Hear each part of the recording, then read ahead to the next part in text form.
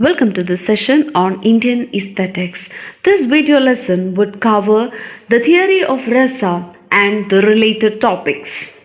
Bharata is credited with having originated the theory of Rasa, but it was Abhinava Gupta who developed it into a systematic poetic principle. Though by Rasa, Bharata means only Natya Rasa, others apply it to poetry in general. A refined reader gets Natya Rasa even when he reads a play, says Abhinav Gupta. Rasa, according to Bharata, is the product of the combination of the four bhavas: sthayi bhavas, vibhavas, anubhavas, and vyabhijari bhavas. Sthayi bhava is the dominant emotion. Vibhavas are the objective conditions producing an emotion.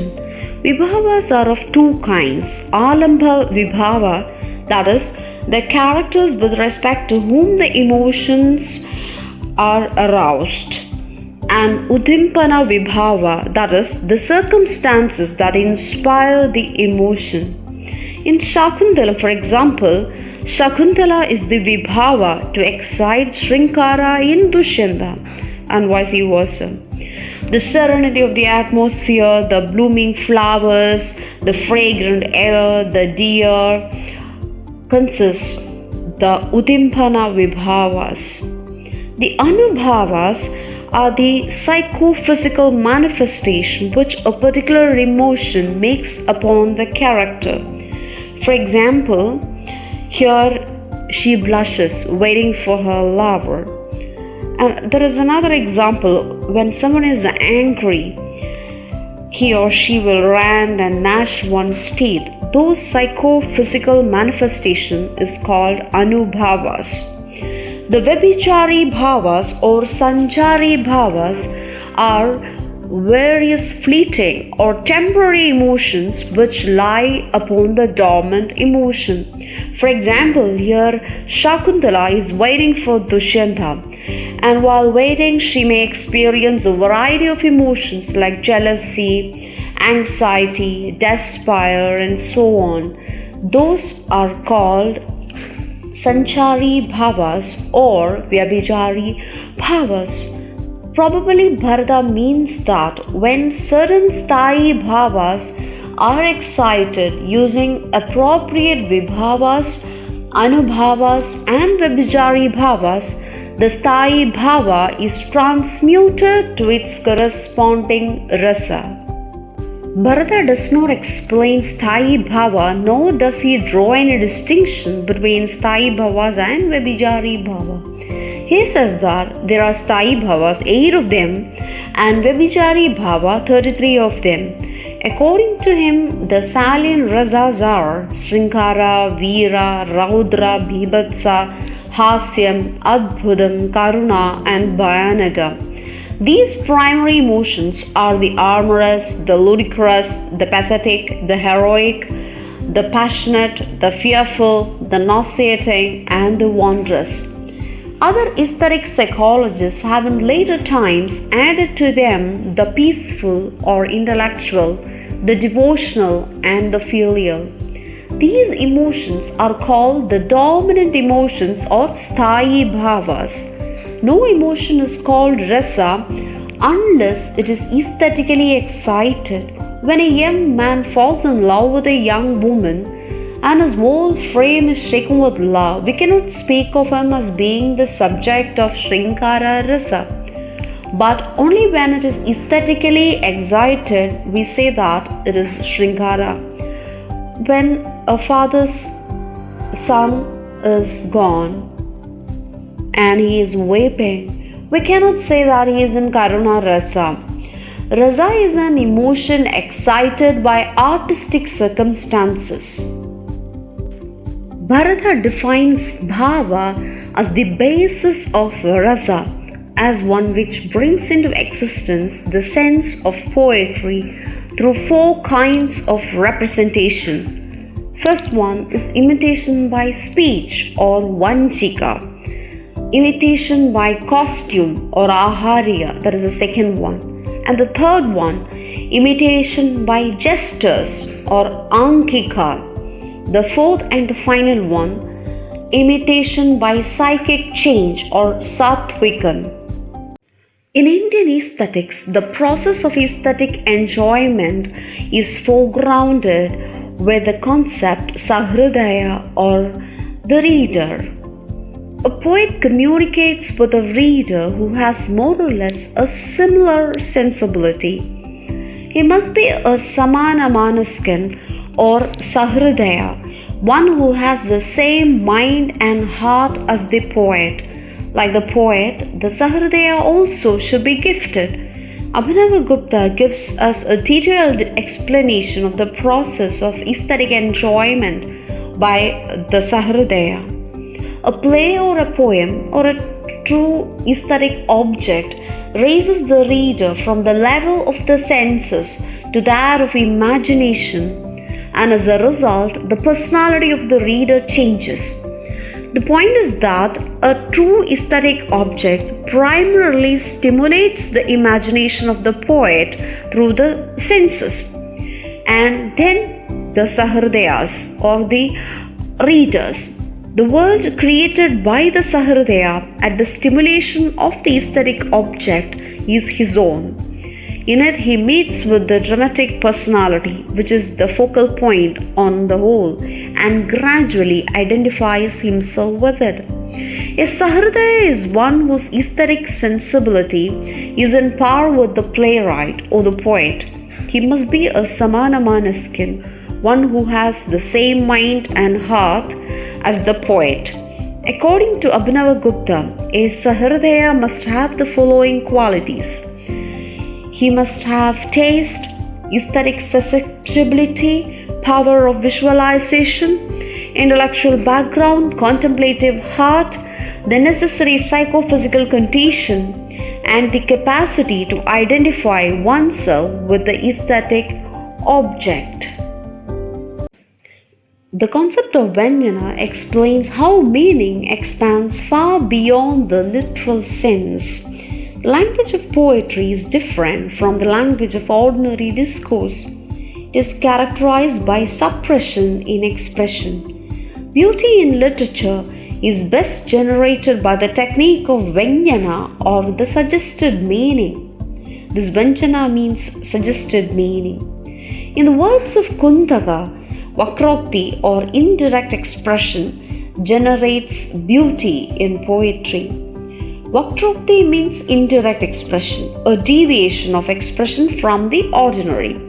Kundaka in his Vakrogni says that the very essence of poetry consists in Vakrokti. According to another Indian aesthetician, Anandavardhana, the soul of poetry is suggestion. This concept is encapsulated in his maxim, Kavyastama Dhvani. Words have different orders of signatory power. They have primary or literal meaning as well as contextual and suggested meaning. The primary meaning is referred to as Abhida and the contextual meaning is called Lakshana, whereas Vyanjana is the suggested meaning. Concealment is the essence of this Vyanjana.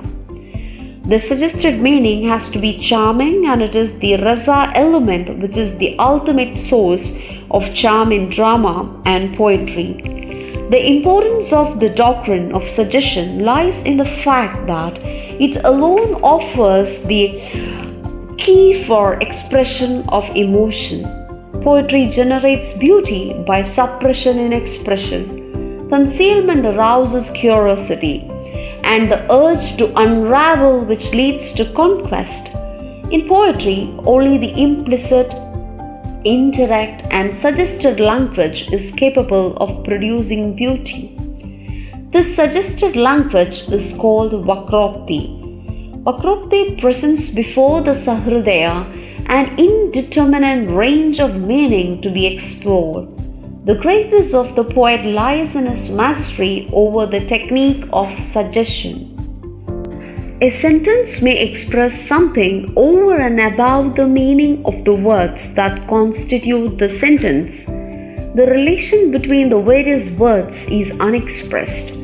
This relation is referred to as samsarga by the Naiyayikas of ancient India.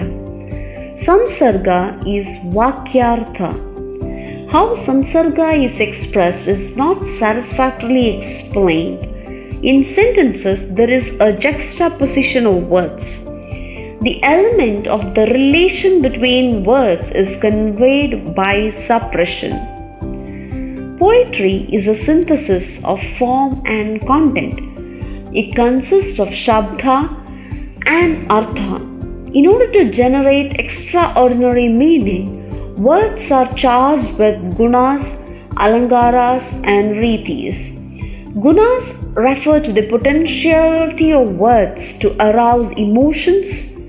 Alankaras are decorative devices. They enhance the beauty of poetry, just as various ornaments, kunkuma and chandana, enhance the beauty of women. Riti refers to style in general. Thus, the form of poetry is constituted by words endowed with gunas, alankaras, and ritis. The essence of poetry lies in its efficacy to generate rasa. Rasa is excited chiefly through the devices of dhvani and anumana. The synthesis of rasa, dhvani, and anumana constitutes the content of poetry. The perfect fusion of these elements stamps on the verbal art the quality of auchitya or appropriateness, which is instrumental in evoking rasa. Shabda and artha cannot be harmonized except through suppression. It is the artistic instinct of suppression that serves as the connecting link. Poetry is born of the blend of shabda and artha. It renders real pleasure only when the poet excels in this use of vakrokti. The language of poetry is different from the language of ordinary discourse. The language of poetry is adorned with all kinds of artistic elements. In short, the language of poetry is embellished with appropriate use of figures of speech. Language achieves a special elegance and force when it is adorned with alankaras. According to Anandavardhana, the alankaras are the very soul of poetry when they are used judiciously. Abhinav Gupta points out that alankaras are not mere external ornaments, but they are very soul of poetry. All poetic expression involves some kind of expressional deviation. This constitutes alankara. Alankara is the beautiful in poetry, that is the beautiful form, the figures of speech. Alankaras can be compared to the alankaras of damsels. When alankaras are not expressed but suggested, they are called shariri or the soul. Anandavardhana says alankaras are only saris or the outer body, but when it becomes the soul or shariri, then the poetry becomes the beautiful. Alankaras are the external ornaments on the body but can sometimes be like the kunkuma smeared for the beauty on the body when they are organic and structural. When alankara is suggested and not expressed, it attains great beauty and shares the nature of the soul. He further compares Sushilist Alankara to Kungum Alankara and raises it above the level of Kathaka, the mere external jewel worn. Bhoja, another aesthetician, classified Alankaras into those of Shabda, that is Bahya, Artha, Bahyandara, and those of Shabda and Artha, Bahya Abhyandara. The first one consists of the most external, the verbal figure of speech, that is Shabda Alankara. Bhoja compared it to dressing, wearing garlands, and wearing kataka or some jewels. The third he compared to bath, treating the hair with fragrant smoke, smearing the body with kunkuma, chandana, and so on. It is a little more intimate than wearing jewels or something that is externally used. Beginning from the outside, these are more intimate with the body. The second he compared to cleaning the teeth, manicuring, dressing the hair, etc. They are purely abhyantara alankaras or arthalankaras. These are most intimate. Auchitya in poetry means appropriateness, harmony, and proportion. It ensures the ultimate beauty in poetry. The Greek equivalent for the term auchitya is decorum, which means propriety. It is the soul of poetry, Rasa. If auchitya is lost, the alankaras become more mere ornaments on a dead body. Alankaras are then said to be abused. Kshementra says, he is another aesthetician, auchitya is the life of the Rasa ensouled kavya. Auchitya means that alankaras have their meanings only if they keep to their places. Only an alankara which is appropriate to artha and through it to rasa can be of any beauty. Anandavardhana's rules for the proper employment of alankaras are as follows. Alankaras shall be intended to suggest rasa. It shall be born along with the poet's delineation of rasa. It shall be naturally and easily introducible. The poet shall not stop to take a fresh and extra effort to affect it. He further says that alankara is subordinated to rasa. It has to aid the realization of rasa. It shall suit the bhava and come to the poet along with rasa. It shall overpower neither the poet nor the reader. Such a figure is allowed as proper in dhvani. Such alankara is born almost of itself. When the figure is actually found, it is a wonder. This alankara properly function to heighten rasa. Anandavardhana extends the scope of rasa to poetry by combining rasa with his dhvani theory. Dhvani and rasa are not conflicting concepts. While dhvani is the technique of expression, rasa stands for the ultimate effect of poetry. Those who do not naturally get the figures in an appropriate and natural manner, they can employ figures effectively if they do so with discrimination, or as aestheticians call samiksha. Anandavardhana formulated it into the following principles. Alankaras must be ancillary, angabhuta.